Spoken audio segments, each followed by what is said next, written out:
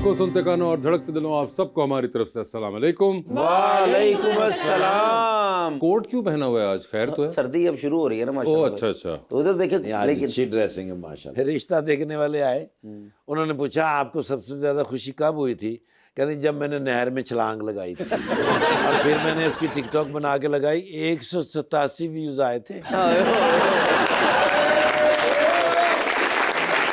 लीजिए बुलाते अपने आज के पहले मेहमान को, खास तौर पे कराची तशरीफ लाए हैं writer, actor, director, producer and cinematographer at times, जनाब Shamoon Abbasi.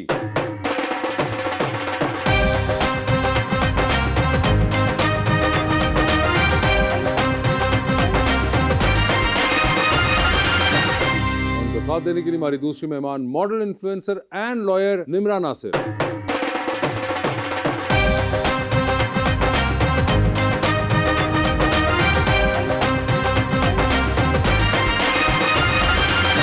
Welcome to the show ji. Shamoon भाई बहुत शुक्रिया आपके आने का, बड़े सालों से आपका इंतजार था और आज आपने हमारे दिल की खुशी पूरी कर दी। बुलाने का बहुत बहुत शुक्रिया, बहुत बहुत शुक्रिया बासी साहब। और जितने प्यारे आप हैं ना, इससे भी प्यारा मैंने शेर लिखा है निमरा जी के।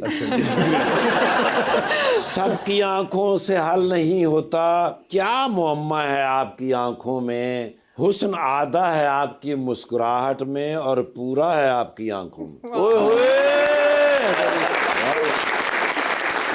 ऐसा नहीं कि तुझ पे भरोसा ना था मुझे, अच्छा जी।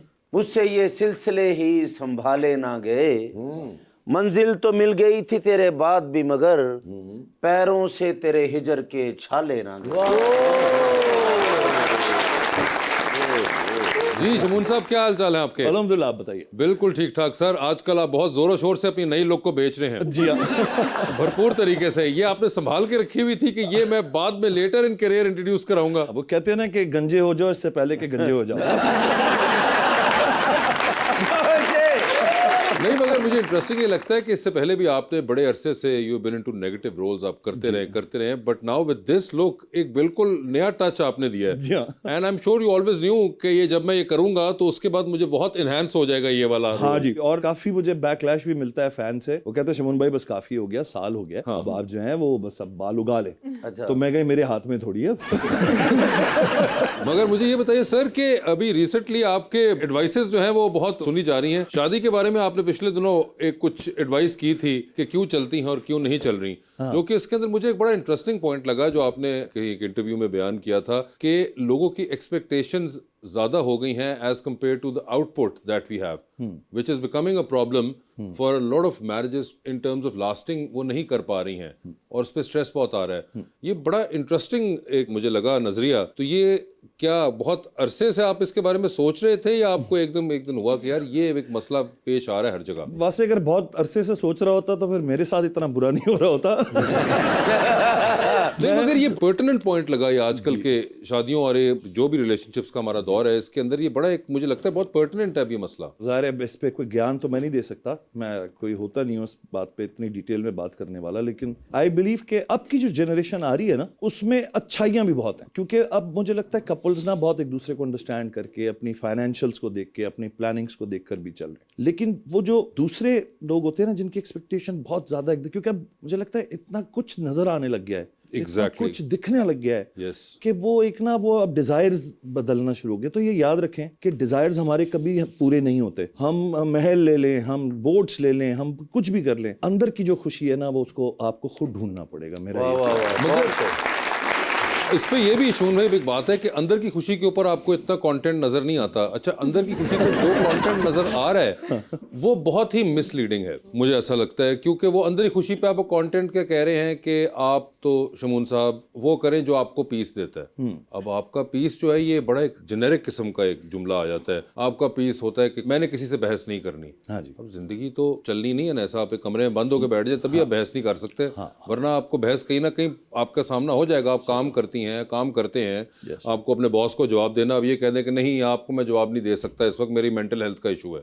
ये जेनजी का वैसे इशू है। नहीं, मुझे इंटरेस्टिंग जो लग रहा है कि चाहे जेनजी का इशू है मगर ये बहुत सी जनरेशन इसका इस्तेमाल कर रही है। जी हाँ, माशाल्लाह ये 40s और 50s वाले भी इसका बेहतरीन इस्तेमाल कर रहे हैं। तो ये कुछ कॉम्प्लेक्स होता जा रहा है कि ये जो इनर सेटिस्फैक्शन है इसको भी अब डिफाइन करना है कि इनर सेटिस्फैक्शन किस चीज से आपको मिल रही है। अब आपको घड़ी महंगी ले लेंगे, आपको जी मेरे तो इनर सेटिस्फैक्शन इससे मिलेगी। देखिए मुझे ये लगता है कि हम जितने भी दौड़ में लगे हुए हैं ना, और आज से थोड़ी, हम सैकड़ों साल से इस दुनिया में हैं। सैकड़ों साल से आप इतने पुराने हैं?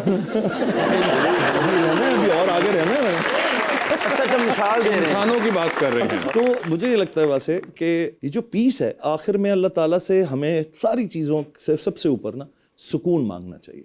अल्लाह ताला जिस सिचुएशन में भी, मेरे पास गाड़ी हो ना हो, महल हो ना हो, सुकून जरूर अता करना। उससे ये होगा कि जब आप उसकी दुआ करेंगे ना, तो फिर अल्लाह ताला बाकी के सारा जो लेफ्ट राइट सेंटर से नेगेटिविटी है उससे आपको पाक कर देता है, और वो कहता है यार अब तू जिस कंडीशन में भी रहना चाहता है या रह सकता है। निम्रा, आपने बातें सुनी तो ये आप अपनी जनरेशन के अंदर भी समझती हैं these are relatable things? I think for me it is very relatable. मैं अल्लाह ताला से हमेशा सेटिस्फेक्शन मांगती हूँ अपनी लाइफ के अंदर। बाकी तो चीज़ें आनी जाने वाली चीज़ें हैं, ये आई थिंक मटेरियलिस्टिक चीज़ें बहुत, इट्स लिटरली 1% आपकी लाइफ के अंदर। अगर आपको सुकून है ना, आपकी लाइफ के अंदर क्या है क्या नहीं है कुछ फर्क नहीं पड़ता। मगर वो 1% जो है बहुत ज्यादा प्रिवेल कर रहा होता है अब तो। आई थिंक जनरेशन पे डिपेंड नहीं करता है, आपकी अपनी मेंटेलिटी पे डिपेंड करता है। मैं इसी जनरेशन के अंदर रहती हूँ ना, but still I ask for सुकून। लेकिन आज मैं निमरा को कुछ नहीं कह सकता। क्यों?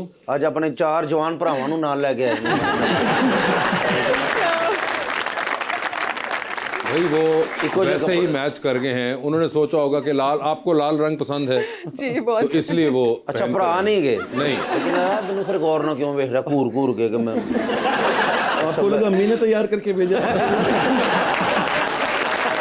मगर निम्रा, आपने शो देखा हुआ है, हाँ जी, देखा so you have an idea. Yeah. आपने शमून साहब का काम देखा हुआ है? हाँ जी, देखा हुआ है। जब भी इनको सोचते हैं तो विलन की ही एक इमेज आती है दिमाग में। बहुत स्ट्रॉन्ग कैरेक्टर है, बहुत स्ट्रॉन्ग है ना, बहुत स्ट्रॉन्ग, बड़ा इंटेंसली करते हैं और बड़ा दिल लगा के करते हैं। वैसे ये इतना दिल क्यों लगा देते हैं?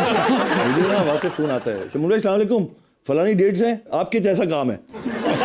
जैसा काम है कि यार कोई थोड़ी आगे बात बता दे क्या करना है। तो अब वो ये है कि वो उन्होंने एक कर दिया है, मुझे लगता है एक स्लॉट होता है ना, वो एक स्लॉट मुझे भी दे दिया गया है। निशमन भाई, कभी आपने जिद की मैंने हीरो का रोल करना, डायरेक्टर ने गौर ना देख के किया नहीं तेरा नहीं बनता, कभी हुआ वैसे? अच्छा, मैंने बहुत पॉजिटिव रोल्स किए हैं, मैंने अवार्ड्स भी लिए हैं, और मैं अल्हम्दुलिल्लाह मैं कैरेक्टर एक्टर हूँ। मैं अपने आप को विलन तो मुझे इंडस्ट्री ने कह दिया है, मैं रुला भी सकता हूँ, मैं कॉमेडी बहुत अच्छी करता हूँ, मैं कॉमेडी बहुत पसंद करता हूँ। वो ये होता है कि चूंकि फिल्में बहुत बनने लगी हैं और फिल्मों में आपको एक फाइटर बंदा भी चाहिए होता है, जरा एग्रेशन भी चाहिए होता है। मैं फिजिकली भी अपने आप को बहुत ज्यादा इन्वॉल्व रखता हूँ फिल्मों में ना, पहाड़ चढ़ना उतरना, तो हैवी जरा इन चीजों लेकिन वासे भाई की बड़ी फिल्में आई हैं माशाल्लाह। उसमें कोई नहीं लेते ये सर हमें नहीं लेते तो असि नाल होने। पूरा विलन ये लोग लिखते ही नहीं है ना कि यार अब शमून भाई तक बात पहुंच ही नहीं पहुंच पाई। विलन होता ही नहीं उस किस्म का कोई। बहुत विलनलेस फिल्में रही हैं वो सारी की सारी मेरी। मगर मुझे बताए, वार के अंदर वैसे जो आपका जो आखिरी फाइट सीक्वेंस था, वो जो आप और शान साहब आई थिंक कन्वेंशन सेंटर की छत के ऊपर जब लड़े थे, तो वो बड़ा एक इंटरेस्टिंग विजुअल था। पहली बार हमें देखने को मिला, पाकिस्तान के अंदर इस तरह का विजुअल कम ही शूट होता है। Was it dangerous at that time? It was very dangerous.